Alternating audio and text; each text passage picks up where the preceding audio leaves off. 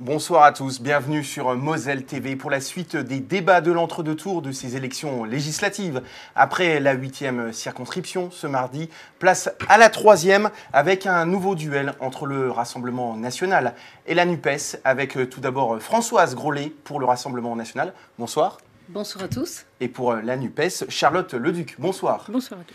Alors ce débat est en partenariat avec le Républicain Lorrain, vous le savez. Anthony Villeneuve viendra me rejoindre tout à l'heure. Mais pour commencer, je suis à côté de Vianney Smiarowski pour France Bleu Lorraine Nord. Salut Vianney. Salut. La forme, pas trop chaud?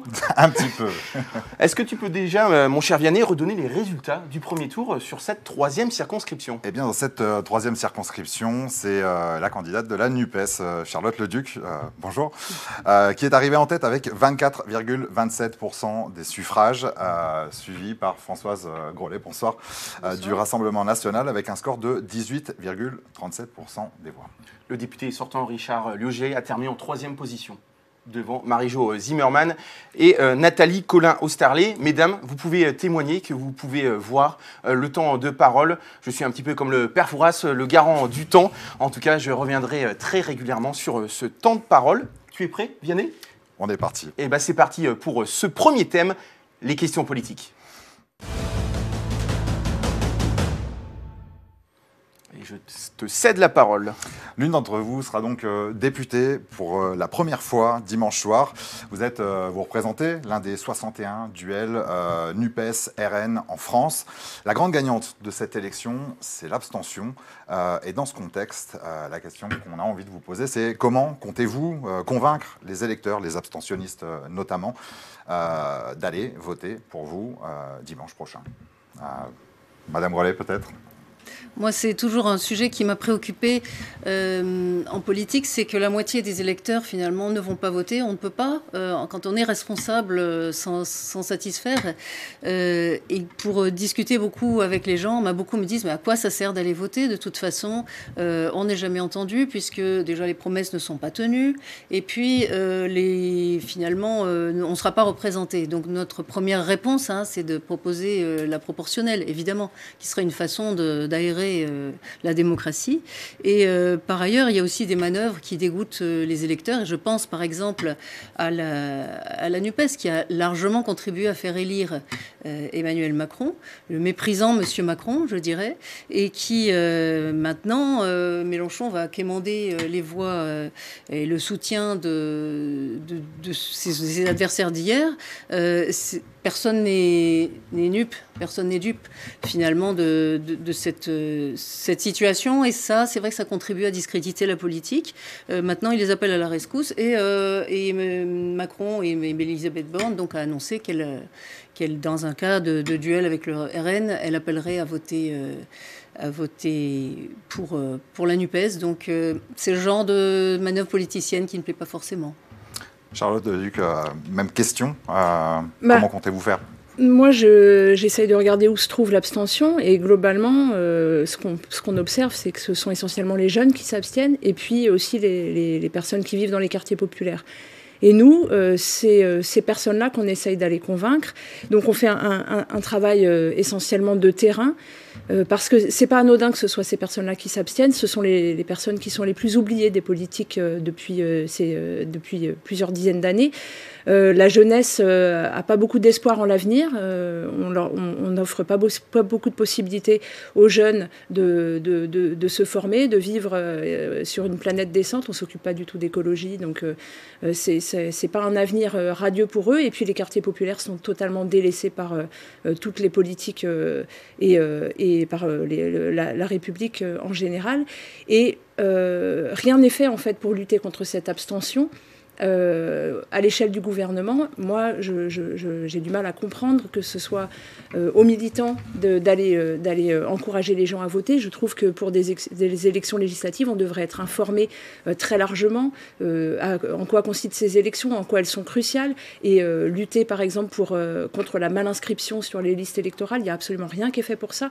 Nous, on a fait énormément de porte-à-porte pour aider les gens à s'inscrire sur les listes électorales. Si vous aviez quand même une bonne raison à donner aux jeunes d'aller voter dimanche dimanche prochain pour ce deuxième tour, ça serait quoi? Ce qu'on leur explique, nous, aux gens, quand on les voit dans les quartiers populaires, là où les jeunes sont aussi très présents, c'est que si eux ne s'occupent pas de la politique va s'occuper d'eux, en fait. Et on leur explique qu'ils ont une possibilité de changer les choses avec leur bulletin de vote, notamment pour ces élections, avec la dynamique qu'il y a sur la NUPES, parce que, clairement, on a une politique qui s'adresse à eux, qui s'adresse aux jeunes, notamment avec les propositions d'allocation autonomie et sur toute la planification écologique. Et puis sur les quartiers populaires, on a une politique très importante qui peut sortir les gens de leur situation et de la misère. Donc c'est ça qu'on leur dit. Il faut absolument prendre en main cette situation, aller voter, mais c'est un travail de terrain qui est long et qui nécessite beaucoup de temps, et c'est le travail qu'on fait au quotidien.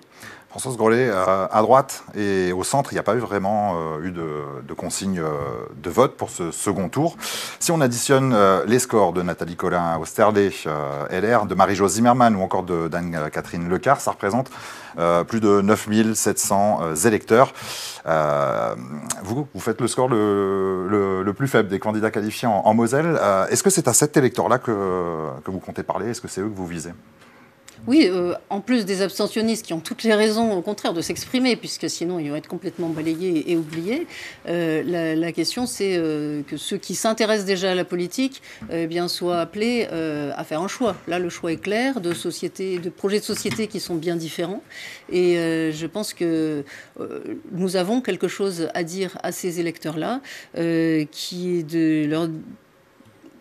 promouvoir un vote utile et raisonnable. Moi, je pense être reconnu comme quelqu'un de modéré, quelqu'un qui est d'accord est fidèle à sa ligne de conduite, mais qui sait écouter et qui essaye de porter du bon sens. Et ce message-là peut convenir à des personnes qui, par ailleurs, pour certaines, j'en ai vu encore sur le marché ce matin, me disent que sont choquées, par exemple, de cette gauche du désordre qui est représentée par LFI, avec les propos de Jean-Luc Mélenchon sur la police. Je ne sais pas ce qu'il souhaite, mettre de l'huile sur le feu. Cette gauche... il faut rappeler quand même, Madame Grollet, que la NUPES, c'est une alliance de toute la gauche. C'est pas simplement LFI. Oui, mais je pense que LFI est plus que prépondérant. D'ailleurs, certains ont choisi de d'être à part parce qu'ils se sentaient mal représentés. C'est quand même lui le leader incontestable. Et il encourage le communautarisme, ce qui peut aussi être considéré comme dangereux. C'est de l'électoralisme, finalement. Bon, chacun ses réserves de voix. Il rêve de taxer et d'endetter la planète. Ça, je l'ai vu... la France, du moins, j'ai pu le voir... la NUPES. J'ai pu le voir pour la gauche que j'ai fréquentée, que ce soit au conseil municipal, puisque le maire de Metz, par exemple, soutient la candidate de la 3e circonscription, c'est un groupe aussi qui a des mesures d'écologie punitive. Et on voit qu'autant on a besoin d'une écologie raisonnée et très volontariste, mais il faut raison garder, il ne faut pas prendre des mesures qui vont asphyxier notamment notre économie. Ce sont un certain nombre de points qui peuvent faire que des électeurs qui finalement sont d'accord avec nous sur énormément de sujets se disent finalement pourquoi pas le Rassemblement national. Une dernière question sur cette thématique pour Charles Leduc. Oui, j'aurais souhaité répondre sur, un peu en vrac sur ce que vous venez de dire.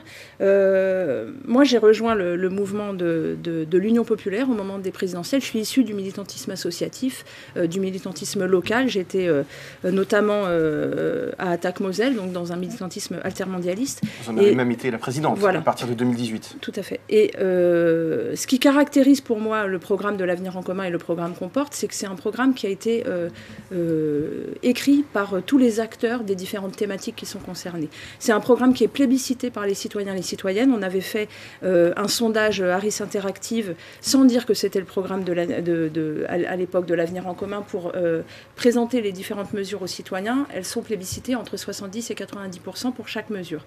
C'est un programme qui est plébiscité par toutes les ONG et les associations en termes de climat, en termes de féminisme, en termes de problématiques de logement, en termes de services publics. Donc ce n'est pas du tout un programme qui est clivant, ce n'est pas du tout un programme qui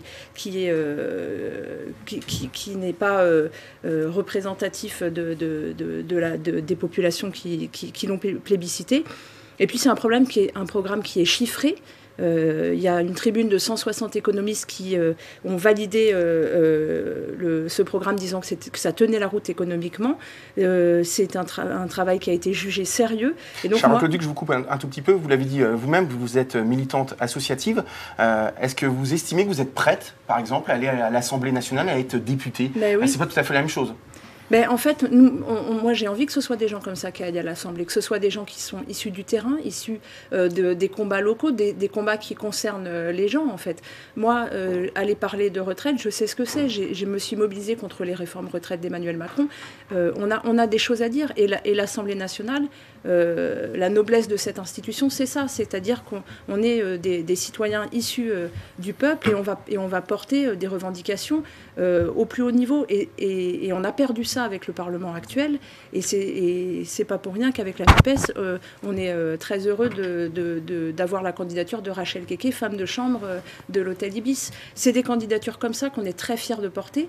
Et la plupart qui représentent le peuple. Qui représentent les peuples et qui représentent les acteurs et les actrices de tous les mouvements sociaux et des gens qui s'impliquent en fait dans la construction de la société. On fait société ensemble et il ne faut pas être hors sol quand on représente oui, dans plus les globalement, institutions. Oui, moi je pense qu'en effet, les politiques souffrent d'avoir un discours qui est complètement dans l'entre-soi et souvent ils ne parlent pas le même langage que les gens qu'on rencontre et qui se sentent du coup complètement exclus. Maintenant, j'ai envie de vous interpeller vous n'avez pas cité parmi vos préoccupations la sécurité, qui est quand même un thème qui revient très fort dans les préoccupations de nos concitoyens. On va parler tout à l'heure des quartiers en difficulté. C'est quand même leur attente principale. Et est-ce que vous validez, par exemple, la position qui a été celle de Jean-Luc Mélenchon et que les autres candidats ont quand même beaucoup de mal à condamner, de dire la police tue, de demander aussi le désarmement de nos policiers? Là où je ne vous rejoins pas, déjà, c'est que les quartiers dont on parlera tout à l'heure, comme Bellecroix et la Patrouille, je les ai sillonnés pendant toute la campagne présidentielle et pendant la campagne des législatives. C'est absolument pas une préoccupation des gens.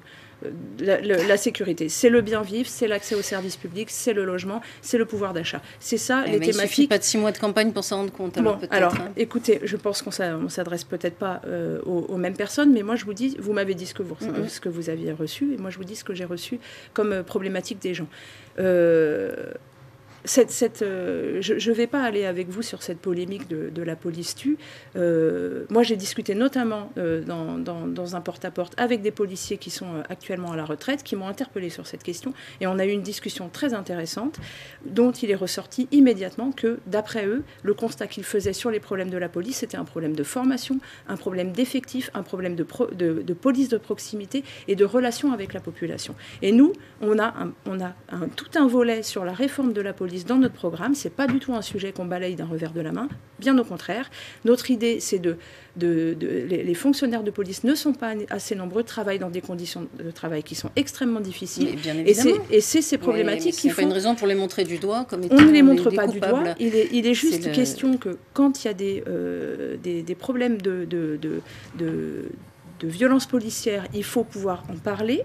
Et à l'heure actuelle, dans le débat médiatique, il est difficile d'en parler sans que ça devienne un sujet polémique, comme vous essayez d'en faire un ce soir. Non, je suis choquée et j'entends beaucoup de gens moi, dire qu'ils je suis sont choquée choqués. que le ministre de l'Intérieur, M. Gérald Darmanin, ne s'investisse pas dans cette problématique-là. Il est responsable de ces situations. Il y a eu 0 enquête de l'IGPN sur les violences policières pendant la crise des Gilets jaunes.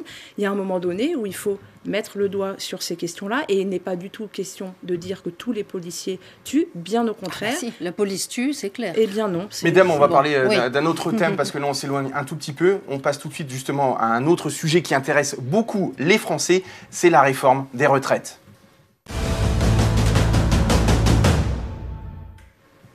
Alors je vais un petit peu recontextualiser. Dans un entretien à la presse régionale publié début juin, Emmanuel Macron a assuré que la réforme des retraites entrerait en vigueur dès l'été 2023, estimant que ce chantier est indispensable au financement de nos transformations. Lors de la dernière campagne présidentielle, le président réélu avait défendu un recul de l'âge légal de départ à la retraite à 64 ou 65 ans, souhaitant par ailleurs porter le montant minimal des pensions à 1 100 € par mois. Il a ajouté qu'il prendrait en compte la pénibilité des carrières. Alors Françoise Grollet, vous êtes un petit peu en retard au niveau du temps de parole. Quelle est votre position justement sur cette question épineuse de la réforme des retraites ? Eh bien, ma position, elle est à l'opposé total de ce que propose Emmanuel Macron. C'est de garantir à nos aînés une retraite sereine, une retraite digne, et de refuser tout allongement de l'âge de départ à la retraite. Parce qu'en fait, on prend le sujet par le mauvais bout. Ces réformes qui sont proposées, elles ont pour origine la gestion de la pénurie économique, en réalité. On est face à la désindustrialisation, au chômage de masse, et la seule solution qu'on trouve, au lieu de vouloir créer des richesses en France, c'est de raboter le pouvoir d'achat des retraités, ceux d'aujourd'hui d'ailleurs, et ceux de demain. Mais alors, concrètement, nous militons avec Marine Le Pen pour maintenir à 62 ans l'âge de la retraite, et de le baisser à 60 ans pour ceux qui ont commencé tôt, entre 17 et 20 ans, s'ils ont leur 40 annuités. Il faut savoir qu'aujourd'hui, un homme cadre, par exemple, aura 6 ans d'espérance de vie de plus qu'un ouvrier. Et c'est 3 ans de différence pour les femmes. Donc il y a bien des conditions de travail qui peuvent être aussi celles des soignants, des aides-soignants, qui doivent être prises en compte, évidemment. Ça me semble être non seulement une question économique, mais d'abord une question de société, en fait, de justice sociale vis-à-vis de ceux qui ont travaillé, qui ont cotisé, qui ont élevé des enfants, qui ont peut-être fait leur service militaire, qui ont milité dans des associations, qui ont rendu énormément de services et qui doivent pouvoir profiter de leur vie en bonne santé, parce qu'on va nous dire que l'espérance de vie augmente, mais l'espérance de vie en bonne santé, non. Et par ailleurs, si cette espérance de vie a pu augmenter, c'est peut-être justement parce que l'âge de la retraite a été abaissé. Alors tous les discours, je tiens aussi à revenir sur tous les discours catastrophistes qui nous disent qu'on va dans le mur, que le financement des systèmes de retraite n'est pas assuré. D'abord, ça n'est pas fondé parce qu'on est face à un baby-boom qui va prendre fin. On va avoir aussi une baisse une baisse de la natalité, donc l'équilibre n'est pas le même.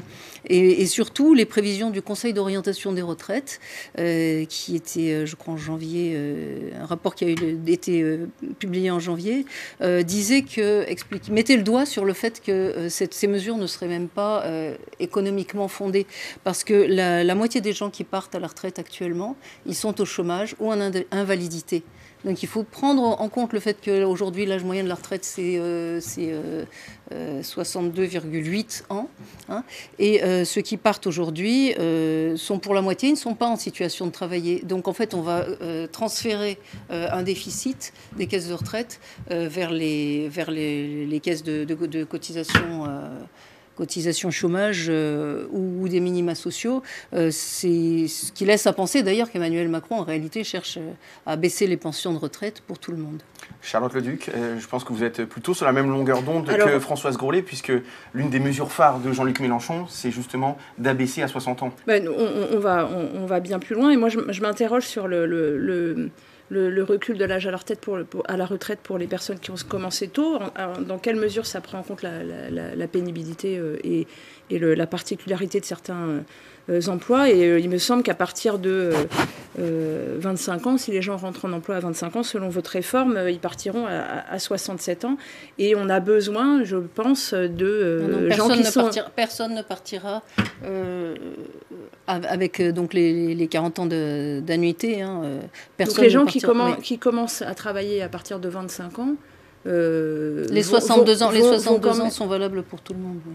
Après, on peut commencer. Oui, après, on peut. Parce que on a quand même besoin de jeunes qui ont besoin de formation, notamment d'études longues, notamment pour assurer la bifurcation écologique. On a quand même besoin de former les gens sur certains métiers qui prennent du temps et il faut que ça puisse ne pas les pénaliser. On peut les former avec de l'alternance. Le but, c'est aussi au lieu d'allonger l'âge du départ à la retraite, c'est de permettre aux jeunes de commencer à travailler plus jeunes. Mais il faut se former avec une formation. Travailler. Mais oui, il y a aussi des systèmes d'alternance qui sont aujourd'hui, je pense, de plus en plus utilisés et qui sont favorables pour tout le monde. Quel est votre projet aussi, puisque vous êtes un peu sur la même longueur d'onde pour les 60 ans? On est sur un droit à la retraite à 60 ans. Les jeunes commencent plus tard. Si les jeunes commencent à 30 ans, par exemple, comment faire? On est sur un droit à la retraite à 60 ans, à taux plein, avec 40 annuités de cotisation. Il va y avoir aussi des discussions pour montrer une attention particulière pour les carrières longues, les carrières discontinues et les métiers pénibles. Et il faut maintenir donc l'équilibre des retraites. Et pour ça, on a aussi... alors nous, on nous interroge très régulièrement sur comment vous allez chiffrer ce projet. Vous, c'est vrai qu'on vous interroge moins sur cette question. Nous, il faut toujours qu'on justifie la façon dont il faut chiffrer tout. Donc on va évidemment soumettre à cotisation patronale les dividendes, la participation, l'épargne salariale, avec une augmentation de 0,25 points pour ces cotisations, faire surcotiser aussi les hauts salaires. Il faut rétablir aussi les facteurs de pénibilité qui ont été largement supprimés par Emmanuel Macron. On propose aussi un niveau de pension à la hauteur du SMIC pour une carrière complète. La prise en compte aussi du RSA pour la comptabilisation des annuités. Et puis indexer évidemment le montant des retraites sur les salaires. Et sur les régimes spéciaux, quelle est votre position ? Alors nous, on estime que tous les métiers ne se valent pas. Évidemment, les critères de pénibilité doivent impérativement être pris dans le calcul de la retraite. C'est une évidence parce que un ouvrier et un cadre n'a pas le même rapport au travail et ne subit pas la même souffrance au travail et n'a pas sa santé de la même façon impactée. Donc il faut évidemment prendre en compte ça. Alors au niveau du temps de parole, vous êtes plutôt bien puisque 8 minutes 24 pour Françoise Groslet et 8 minutes 52 pour Charlotte Leduc. On va passer à la troisième thématique de ce débat. Autre préoccupation, peut-être la préoccupation majeure du moment, c'est le pouvoir d'achat. Arnaud l'a dit, c'est l'une donc des préoccupations majeures des Français en ce moment, le pouvoir d'achat, les prix qui grimpent en flèche, notamment ceux de l'énergie. Le gouvernement, lui, prépare un projet de loi pour faire face à cette hausse des prix. Il prévoit notamment la prolongation du bouclier tarifaire sur les prix du gaz et de l'électricité. Il prévoit aussi la création d'un chèque alimentaire pour les ménages les plus modestes. Alors celle qui sera élue députée dimanche devra débattre de ce projet de loi prochainement. On ne sait pas encore si ça sera à la fin du mois ou début juillet. Est-ce que vous êtes prête à voter en faveur de ce projet de loi, Charlotte Leduc ? Alors, nous, ce n'est pas du tout ce qu'on propose pour résoudre les problèmes du pouvoir d'achat. Après, si les gens peuvent avoir un chèque alimentaire à la rentrée, clairement, on va prendre tout ce qui... l'idée, c'est pas de s'opposer à ce projet-là. L'idée, c'est d'aller beaucoup plus loin. Il y a des leviers pour résoudre le problème du pouvoir d'achat des gens. La hausse du SMIC à 1 500 €, la hausse des petits salaires qui vont suivre, le blocage des prix. Donc nous, on propose un blocage des prix sur les produits de première nécessité, sur l'énergie, sur les carburants, avec un blocage à la baisse avec un prix à 1,40 €, sur les premiers mètres cubes d'eau qui sont nécessaires à la vie. Toutes ces choses, en fait, qui sont nécessaires à une vie digne et égalitaire pour tous. Et pour ça, on bloque les prix et ce n'est pas ni à l'État de pallier à ce problème-là, c'est évidemment sur la grande distribution et sur les intermédiaires qui, jusqu'à maintenant, faisaient énormément de bénéfices sur les prix. C'est à eux maintenant de se serrer la ceinture puisqu'on est dans une situation de crise qui nécessite que des gens fassent des sacrifices sur les prix et pour une fois, ce sera à eux de le faire. On propose aussi le dégel du point d'indice pour les fonctionnaires avec un rattrapage sur les 10 dernières années. Je l'ai dit tout à l'heure, une allocation autonomie pour les jeunes à 1 063 € qui leur permet d'être au-dessus du seuil de pauvreté et d'être tous à égalité face à la possibilité de faire des études, parce que ce n'est pas le cas pour l'instant. Quand on est obligé de travailler en faisant ses études, on est moins bien parti que les autres. Et il n'y aura aucun revenu sous le seuil de pauvreté. Donc ça, c'est des mesures qu'on va essayer, évidemment, de défendre à l'Assemblée nationale. Alors Françoise Grellet, pour vivre convenablement, les Français considèrent qu'il leur manque en moyenne 490 €, un montant en hausse de 23 € par rapport à la dernière édition du baromètre du pouvoir d'achat Cofidis, publié dernièrement. Qu'est-ce que vous en pensez? 490 €, c'est quand même une somme, j'ai même envie de dire, astronomique pour les Français. Mais oui, on peut dire que le déficit se creuse, de pouvoir d'achat se creuse en permanence avec, par exemple, la hausse des prix de l'énergie et tout ce qui nous attend en réalité, hein, toutes les augmentations auxquelles les entreprises vont se livrer. Par exemple, le SMIC, on sait que la NUPES et Jean-Luc Mélenchon proposent 1 500 € pour vous. Est-ce que c'est trop important, dérisoire? Quel est votre point de vue là-dessus? Quand on écoute nos concitoyens, ce qui est sûr, c'est que les salaires aujourd'hui ne permettent pas pour beaucoup de vivre dignement. Et pourquoi nos concitoyens, on en parlera tout à l'heure, se tournent vers le Luxembourg, mais c'est pas pour avoir des salaires mirobolants, mais des salaires qui permettent de se projeter, de fonder une famille, de fonder une entreprise, de vivre et d'aider ses proches, etc. Alors, sur le SMIC, justement? Oui, sur le SMIC, notre point de vue, c'est que les entreprises nous disent que si, ou même des gens qui sont juste au-dessus du SMIC, disent que si on augmente le SMIC, finalement, c'est eux qui vont se retrouver tirés vers le bas. C'est pour cela que Marine Le Pen a proposé de permettre aux entreprises d'augmenter tous les salaires jusqu'à 3 fois le SMIC de 10%, en exonérant donc de cotisations patronales cette hausse, afin de donner un peu de respiration à la fois à l'économie et puis aux ménages. Et par ailleurs, nous faisons un certain nombre de propositions qui touchent directement au pouvoir d'achat de chacun et qui ne sont pas des blocages un peu à l'économie dirigée, à la soviétique, mais qui sont de baisser la TVA. Il faut savoir que quand on fait un plein d'essence, les 2/3 du prix de l'essence, ce sont des taxes. Donc plus l'essence est chère, plus l'État s'enrichit, ce qui est quand même hallucinant. Alors, on nous fait une ristourne de 18 centimes, c'est bien gentil, mais aujourd'hui, on ne la ressent plus du tout. Pour vous, quelle est la priorité? Est-ce que ce sont les salaires? Est-ce que c'est l'essence? J'ai parlé des salaires. Maintenant, nous avons... Non, mais la priorité pour vous, si vous êtes député dimanche prochain? C'est de voter 4 mesures, de proposer 4 mesures essentielles sur le pouvoir d'achat, qui sont les salaires, j'en ai parlé, qui sont de baisser la TVA sur les énergies de 20 à 5,5%, de façon, donc le carburant, le fioul, le gaz, l'électricité, parce que ce sont des biens de première nécessité dont tout le monde a besoin. Et dans la partie rurale de notre circonscription, on sait bien, quand on vient de Rémilly à Metz, quand on vient de Courcelles-Chaussy, on a besoin de sa voiture, surtout Courcelles-Chaussy. Donc cette baisse de TVA permettra une économie d'à peu près 15 € par plein, ce qui n'est pas négligeable. La TVA zéro sur un panier de 100 produits de première nécessité indispensables, soit d'alimentaire ou d'hygiène, tant que l'inflation est supérieure à un point de croissance, c'est-à-dire, c'est pour ça que c'est une mesure d'une souplesse qui permet aussi de ne pas bloquer la situation, et puis donc de réindexer les retraites sur l'inflation. On a parlé tout à l'heure des retraites. Je voulais juste ajouter sur ce sujet que par rapport à la moyenne de l'OCDE, en France, les jeunes commencent à travailler plusieurs années plus tard, et on est peut-être 10% plus tard que la moyenne de l'OCDE, et que ça n'est pas les empêcher de faire des études, etc., mais c'est s'adapter aussi à la réalité qui est autour de nous.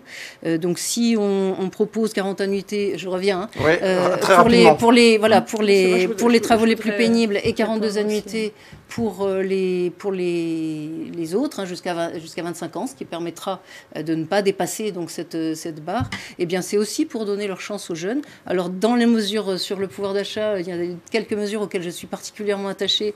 Il s'agit d'exonérer d'impôt sur le revenu tous les jeunes de moins de 30 ans. On a aussi aujourd'hui, chacun peut le voir, beaucoup de jeunes qui souhaitent, qui ne voient comme horizon que de s'expatrier pour avoir un avenir meilleur. Et ça fait mal au cœur en tant que Français de se dire qu'ils ne voient pas d'avenir, la retraite, ils n'y pensent même pas. Donc les exonérer d'impôt sur le revenu, tous, parce que c'est un beau signal de confiance. Supprimer aussi l'impôt sur les sociétés pour les jeunes qui créent leur entreprise quand ils ont moins de 30 ans, pendant les 5 premières années. Et puis soutenir les familles françaises.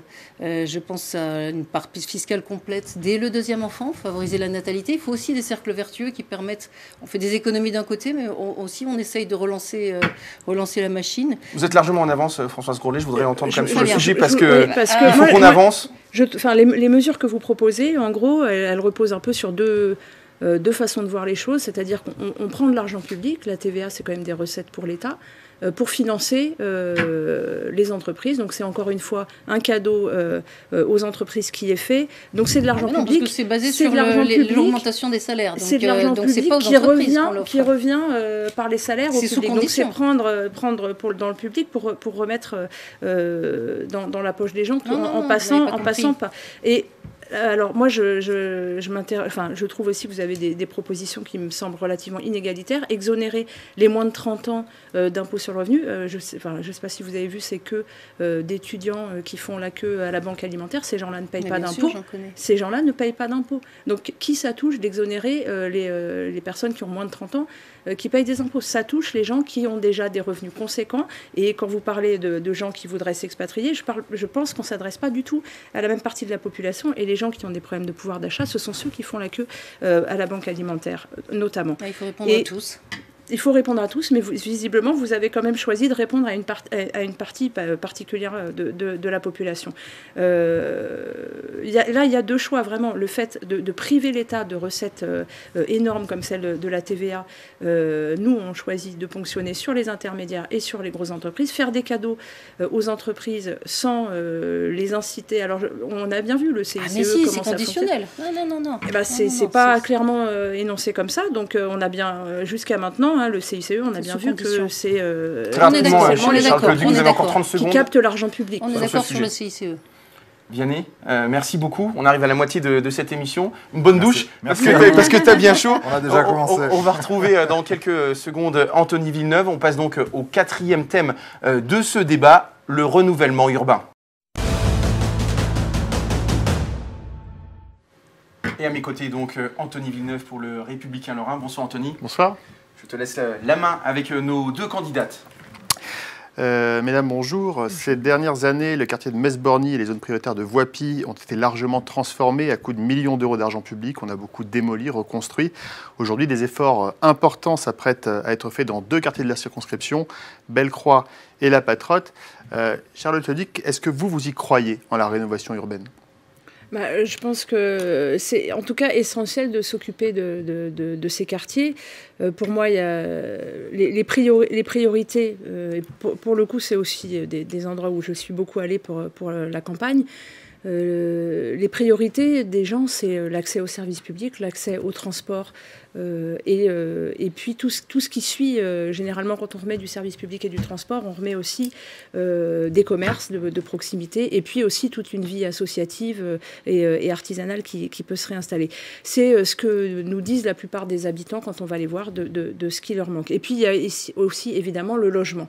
Le logement qui est souvent dans un sale état, dans ces quartiers-là. Et puis, donc il y a un vrai problème de prise en compte de l'insalubrité et puis de rénovation aussi thermique des logements. Nous, on a dans notre programme tout un volet pour la rénovation des passoires thermiques qui concerne essentiellement ces quartiers-là. Vous êtes plutôt favorable à la rénovation qu'à la démolition-reconstruction, comme ça s'est pratiqué beaucoup dans l'ensemble, oui, évidemment, parce qu'on prône un minimum d'artificialisation des sols et puis la sobriété énergétique. Donc pour ça passe essentiellement par la rénovation. Par contre, ce qu'il faut faire dans ces quartiers-là, c'est redonner de la vie et redonner de la mixité sociale aussi.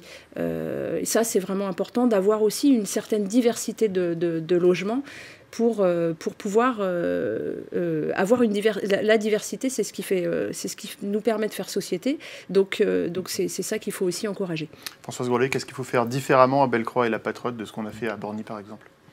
Et bien surtout de ce qu'on n'a pas fait pendant 12 ans, puisque moi j'ai été donc dans la dernière mandature élue d'opposition face à un maire et à une majorité qui représentait à peu près les composantes de la NUPES. Et j'étais, je dois dire, la seule avec mon groupe Rassemblement National à me battre pour un urbanisme durable qui privilégie la réhabilitation justement des casernes, des friches qu'on a et des logements. Il y a 11 000 logements vacants sur Metz Métropole. Plutôt que de bétonner, notamment des terres nourricières, ce sont des des erreurs d'urbanisme que je trouve scandaleuses à l'heure où on a besoin justement de se nourrir et de nourrir nos concitoyens et de respirer dans ces quartiers. Parce que justement, la Patrotte est attractive parce que, alors je ne suis pas d'accord avec vous, on ne peut pas dire qu'il manque tous les services publics. À la Patrotte, il y a des transports qui ont été développés. Et justement, ces coins-là deviennent attractifs et on va inciter d'autres populations à venir y habiter, ce qui rendra donc les restes de terres urbanisables bétonnés également. Donc le logement, c'est un énorme problème et là, je reporte vraiment la responsabilité sur ceux qui n'ont rien fait, qui ont préféré donner aux promoteurs des mètres carrés à bâtir plutôt que de rénover notamment le parc social. Il faut savoir que Metz Métropole Habitat, le bailleur social public de la métropole, perd chaque année 7 millions d'euros de loyer parce que même là, alors qu'il y a une file d'attente de gens qui voudraient se loger plus décemment, même là, il y a des logements vacants. C'est totalement anormal et c'est vraiment de la responsabilité des politiques. Rénover, y compris pour les propriétaires privés, ça permettra après à chacun d'économiser sur ses factures d'énergie. C'est aussi vertueux pour l'emploi parce que ce sont des emplois de proximité et pour l'environnement. Quand je pose la question de la démolition, il y a un sujet qui revient particulièrement sur la Patrotte, c'est les immeubles du chemin de la Moselle qui sont entre l'autoroute et la voie ferrée. Il était un temps question de les démolir. Aujourd'hui, il semble qu'on ait fait machine arrière. Vous, quelle est votre position sur ce point ? Moi, si les gens ne le souhaitent pas déménager, vous savez, il y a une proximité avec l'autoroute, ça c'est vrai. Donc ça demande aussi d'apaiser peut-être la circulation, de protéger un petit peu ces espaces-là. Maintenant, démolir, si c'est pour faire des cadeaux à la promotion immobilière et construire des choses non durables, je n'en vois pas l'intérêt. Moi, je vois juste à côté, il y a la caserne des Vallières qui a 100 ans, qui pourrait durer encore 100 ans et qui a été complètement laissé à l'abandon, alors qu'on construisait juste à côté sur des terres maraîchères, ce qui est un non-sens, surtout quand on se veut écologiste ou soucieux de l'environnement. Je trouve ça vraiment criminel. Et je voudrais aussi qu'on parle d'un autre sujet qui est celui de la sécurité, parce que ça peut ne pas plaire à la gauche. Mais il y a 2 minutes d'écart entre vous deux, donc Anthony, une question pour Charlotte Leduc. On va parler de la situation de l'emploi dans ces quartiers qui est critique. Le taux de chômage a atteint 30,7% à la Patrotte, 35,8% à Bellecroix. Qu'est-ce qu'on fait ? Clairement, ça, c'est à l'échelle nationale, on peut faire le même constat. Dans tous les quartiers populaires, en gros, sur 10% de chômage au niveau national, on est sur du 20-25% comme de taux de chômage dans ces quartiers. Et on monte à 40-45% pour la jeunesse. Donc c'est un vrai problème. De toute façon, il faut une réponse globale et coordonnée pour améliorer la vie dans ces quartiers et rendre une vie digne aux populations. Il faut évidemment jouer sur l'emploi. Donc nous, on a tout un programme pour... alors déjà, l'amorce de la bifurcation écologique va... créer des centaines de milliers d'emplois. Si on recrute massivement dans les services publics, dans l'hôpital, on a tout un programme qui va générer de l'emploi. On propose aussi une garantie emploi parce que les chômeurs, s'ils sont chômeurs, ce n'est pas de leur faute. C'est parce que on ne partage pas le temps de travail. Attendez, il y a des centaines de milliers d'offres d'emploi à pourvoir en France aujourd'hui. En réalité, comment vous expliquez que dans ces quartiers-là, ces populations sont toujours exclues du marché du travail ? Pour une offre d'emploi vacante, on a 13 chômeurs. Donc, il y a tout un tas de façons de décompter les chômeurs et les offres d'emploi. La réalité, c'est ça. Il faut qu'on partage le temps de travail pour améliorer la vie des gens. La réduction de temps de travail, c'est du progrès social et humain, et il faut qu'on puisse partager le temps de travail. Il faut aussi donner du sens au travail et donner des conditions de travail qui sont décentes pour que les gens puissent ne pas souffrir au travail. La souffrance au travail, c'est pas un projet de société, clairement. Et il faut vraiment qu'on lutte contre ça. Donc, évidemment, il y a dans ce projet global et coordonné, il y a l'emploi, il y a la question des services publics, il y a la question des transports, il y a la question de l'éducation, il y a des taux d'échec scolaire énormes dans ces quartiers-là aussi. Donc, il faut impérativement faire en sorte de réduire les effectifs dans les classes, de faire un support de soutien scolaire, un pôle public du soutien scolaire, donner la possibilité et recruter massivement, évidemment, des enseignants et les traiter correctement.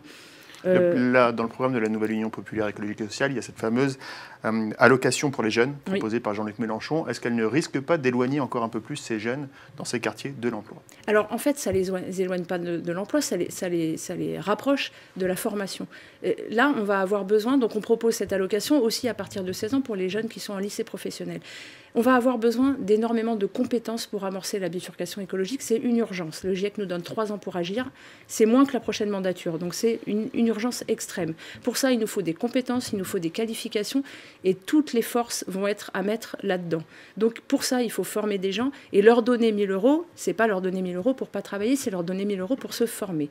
Et ça permet de donner une véritable égalité d'accès à l'enseignement supérieur et à la formation, parce que quand on fait des études, si on travaille à côté, on n'a pas les mêmes chances que celui qui ne travaille pas parce qu'il a ses parents qui peuvent l'aider. Nous, je dis nous parce que j'ai toujours cet esprit très collectif mais, dans le combat. Mais ce que je veux dire par là, c'est que on veut c'est à la société de prendre en charge le coût de la formation, c'est-à-dire qu'il ne faut pas faire reposer sur l'individu. C'est comme le minimum vieillesse, la retraite ou la maladie. C'est pas à l'individu de prendre en charge ce risque-là. C'est pareil pour la formation. Ce n'est pas aux individus et aux parents de se saigner aux 4 veines pour que leurs enfants puissent faire des études. C'est à la société de rendre accès de façon égalitaire à tous et toutes l'enseignement. Françoise Grollet, qu'est-ce que vous en pensez de ce projet d'allocation d'autonomie pour les jeunes? Je pense que ça part d'un constat, en effet, qui est que les jeunes aujourd'hui, pour certains, ne peuvent pas faire les études qu'ils souhaiteraient parce qu'on ne peut pas à la fois travailler et étudier, ça paraît difficile. Donc ils doivent être aidés dans ce sens-là, mais peut-être de façon plus volontariste. Moi, je crois à la valeur travail. Je ne crois pas qu'un assistanat généralisé soit un bon signal. Aujourd'hui, dans les quartiers que vous citiez, il y a, oui, un problème d'éducation. On ne peut pas dire, par exemple, au chemin de la Moselle, que lorsqu'on a 45 nationalités qui se retrouvent à l'école ensemble, eh bien, on peut arriver à faire l'école correctement et à avoir un niveau qui permette de progresser. Mais est-ce que le problème n'est pas justement dans le fait d'avoir fait rentrer sans arriver, alors qu'on n'en a plus les moyens, autant de populations en difficulté? Moi, je vois des enseignants qui sont complètement débordés, malgré les moyens supérieurs qu'ils ont dans ces zones, malgré le dédoublement des classes. C'est devenu une gageure d'enseigner et de permettre à ces jeunes méritants, évidemment, de s'en sortir.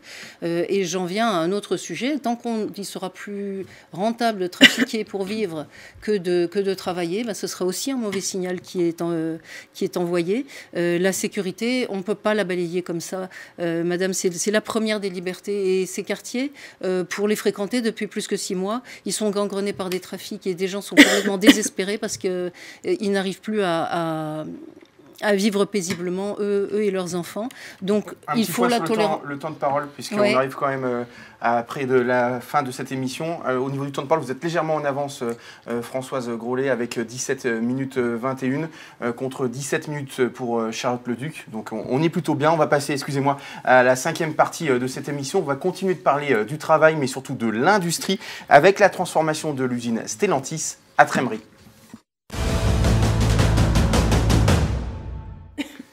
Alors je pense que vous le savez, Stellantis veut faire du pôle de Trémery-Metz un leader en France des moteurs électriques en disposant dès 2024 d'une capacité annuelle de 1,1 million de moteurs électriques.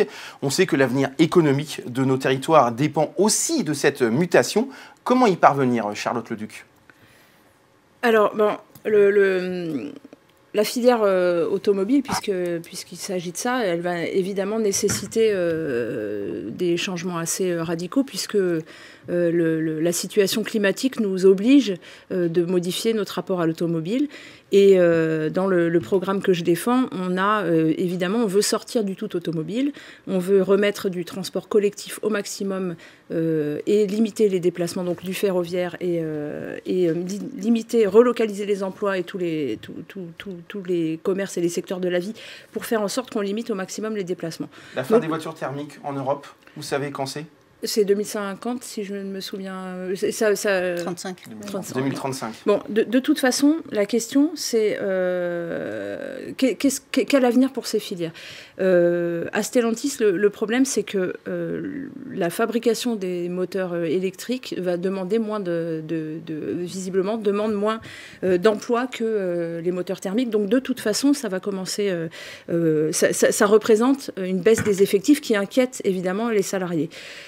C'est un peu la même chose que dans le nucléaire. Nous, on prône la sortie du nucléaire, mais il faut pouvoir assurer une sortie à toutes les personnes qui travaillent dans ce secteur-là, qui ont des compétences. Et comment on fait fonctionner ces voitures électriques, alors, si on sort du nucléaire? Alors, nous, ça va être compliqué.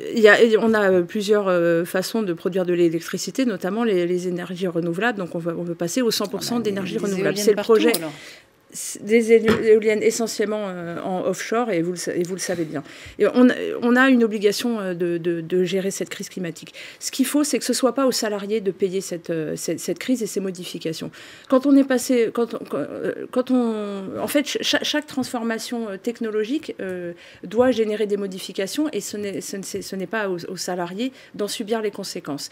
Ces gens ont des compétences qu'il faut absolument mettre en évidence, et il faut surtout les concerter et les concerner par les modifications qui sont nécessaires. Nous, il faut voir avec les syndicats et avec les organisations représentantes des salariés pour permettre la transformation des usines et des productions pour que ça puisse correspondre à un projet d'avenir qui est compatible avec l'état de la planète et du climat. Françoise Rollet, je vous ai eu souvent dos de milliers de la tête.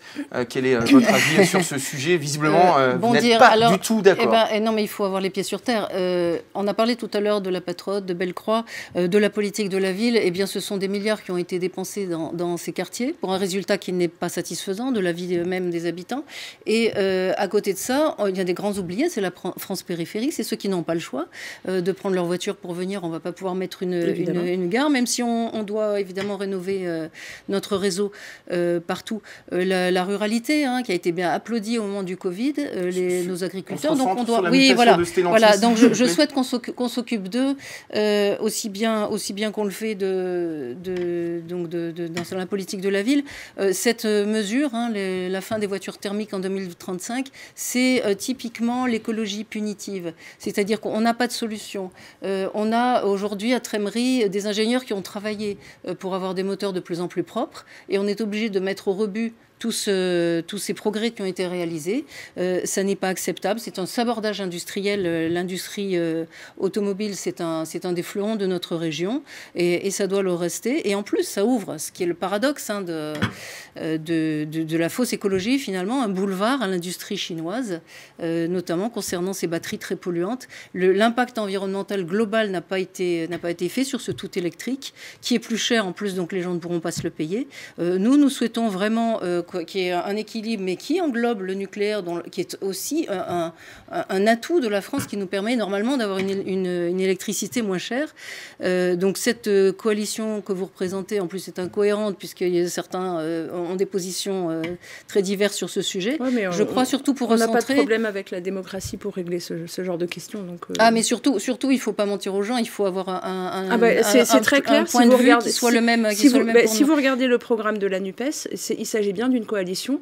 Tous les points avec des points de désaccord, j'ai bien tous vu. les points de discordance sont clairement... Avec un point de discorde, c'est quand même... On est d'accord sur 90% du programme, et on remet à la démocratie les divergences qu'on a. Il y a un moment donné où il faut agir ensemble et il faut avancer vers un progrès. Oui, mais les électeurs n'ont pas d'assurance de ce que voteront les députés qu'ils éliront. Je pense que en tout cas, pour revenir sur le sujet, l'essentiel, c'est de revenir au localisme. Ça a toujours été les propositions du Rassemblement national, le patriotisme économique, donc recréer des entreprises qu'on ne se retrouve pas comme lors du Covid, incapables de produire des choses aussi basiques que des médicaments de base ou même des masques. Et on a un choix, oui, entre les internationaux et les candidats du localisme et du patriotisme. Alors j'ai posé une question, une petite colle à Charlotte Leduc. Je vais vous poser aussi une question un petit peu sur le sujet. Combien de marques compte le nouveau groupe mondial Stellantis à Trémery, par exemple? Alors moi, je ne suis pas une fan des voitures, donc je suis incapable de les reconnaître dans la rue déjà. Alors c'est 14. Ah oui, d'accord. Voilà. Donc c'était juste une question comme ça. Vous êtes sur le même pied d'égalité, vous n'avez pas répondu. C'est intéressant ce que vous dites, parce que là où il faut faire très attention sur ce genre de sujet, c'est que c'est des multinationales qui possèdent, qui rachètent globalement ces groupes-là. Et s'il y a une transition qui doit se faire entre le thermique et l'électrique, la multinationale va toujours chercher à faire du profit, et c'est les salariés qui vont probablement en payer le prix. Et c'est en ça qu'il faut absolument concerner les salariés. Ces bifurcations sont absolument nécessaires, mais il faut que ça se fasse. Nous, on prône un modèle de l'entreprise qui va vers le coopératif. La reprise, on a eu l'exemple notamment de Luxfer avec les salariés qui reprennent leurs compétences et qui en font quelque chose. Et on a tout à fait la possibilité de faire ça. Il faut faire confiance dans les compétences des ouvriers et des ouvrières qui constituent ces usines, et c'est là-dessus qu'il faut jouer pour amorcer cette bifurcation. Je peux juste rappeler une chose, je rappelle juste le temps de parole, ouais. 20 minutes 30 donc pour Charlotte Leduc, 19 minutes 55 pour vous Françoise Grollet. Vous avez donc une vingtaine de secondes pour ajouter ce que vous vouliez. La France est juste responsable de 1% des émissions de gaz à effet de serre, donc je pense que notre pays est déjà un très bon élève de la classe, et que oui, il faut faire des efforts pour notre environnement. Toutes nos productions sont délocalisées en Chine, donc c'est facile de dire ça. On est d'accord. Oui, alors nous avons toujours dit, on est d'accord, mis à part le fait que... Ce sont nos usines. Il faut considérer que ce sont nos usines. Mais dans un système mis à part le fait que vous faites partie donc d'un groupe de partis politiques qui ont été au pouvoir et qui n'ont pas changé cela, la mondialisation, nous l'avons toujours dit, c'est faire fabriquer par des esclaves, loin, pour vendre à des chômeurs en France. Donc il s'agit de renverser totalement ce principe. Mais aujourd'hui, battre notre coulpe alors que la France est quand même un des pays les plus vertueux en la matière, je trouve ça démesuré. Surtout si ce sont les salariés qui doivent en payer le prix, et les gens qui n'ont pas un pouvoir d'achat correspondant. Mesdames, on va terminer ce débat avec le dernier thème. On va continuer encore une fois à parler de travail. C'est l'emploi frontalier.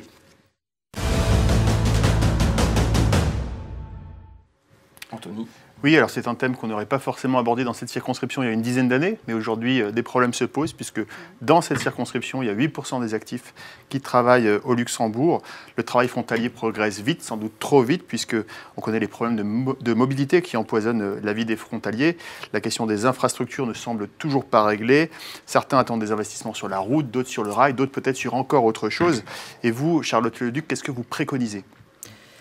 Alors, moi je pense que si on règle le problème de l'emploi en France, on va déjà participer largement à réguler cet emploi frontalier. La plupart des gens ont vocation et ont envie de travailler au plus près de chez eux, dans des conditions de travail qui sont dignes, et en ayant donc des possibilités d'emploi localement. Donc si on amorce le changement que nous, on souhaite amorcer, on va créer des emplois qui ont du sens, qui font envie aux gens, et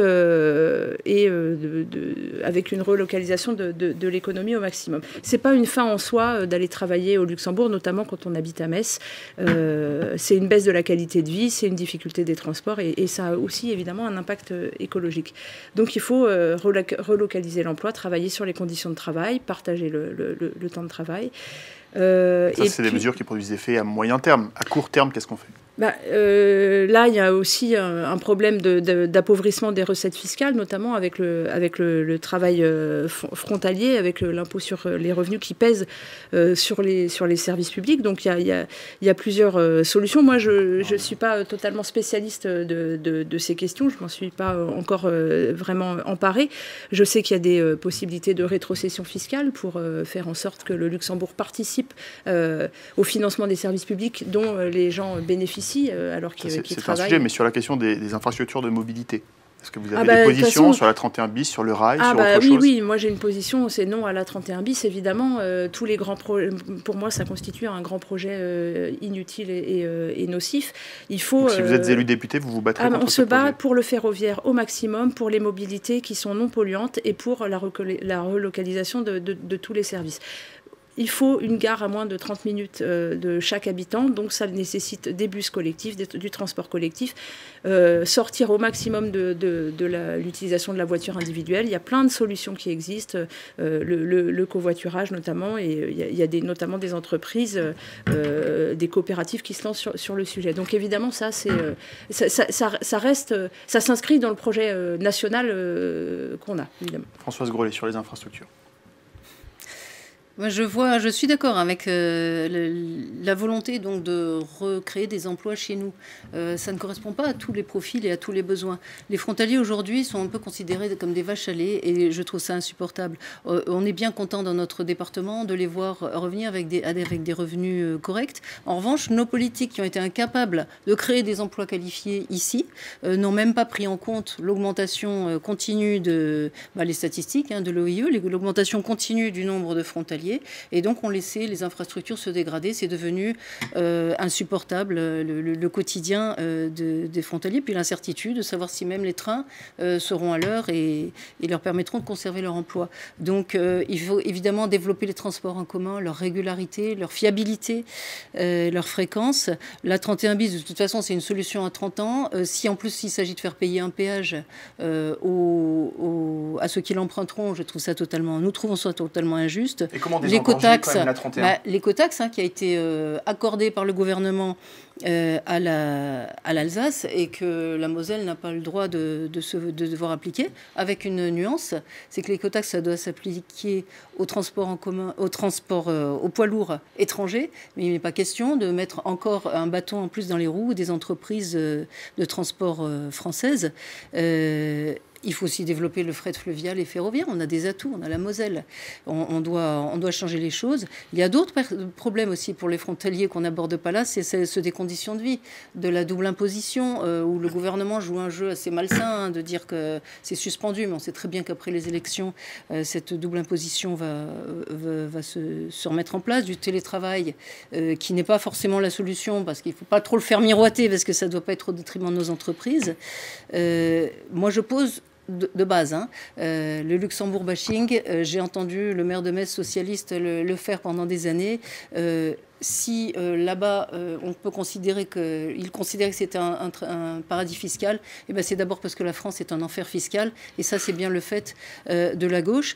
On arrive, Madame Françoise Grollet. On doit alléger les charges sur les entreprises, c'est essentiel. Au niveau du temps de parole, on est quasiment à une égalité parfaite, puisque vous êtes à 23 minutes 02 pour Françoise Grollet et 22 minutes 51 pour Charlotte Leduc. Merci en tout cas à vous deux d'être venus sur ce plateau. Bonne chance pour dimanche. Merci. Merci Anthony. On se retrouve demain, puisque après la 3e circonscription, on évoquera la 2e pour un duel inédit entre Ludovic Mendes pour Ensemble face à Lisa Lahore pour la NUPES. Bonne soirée à tous.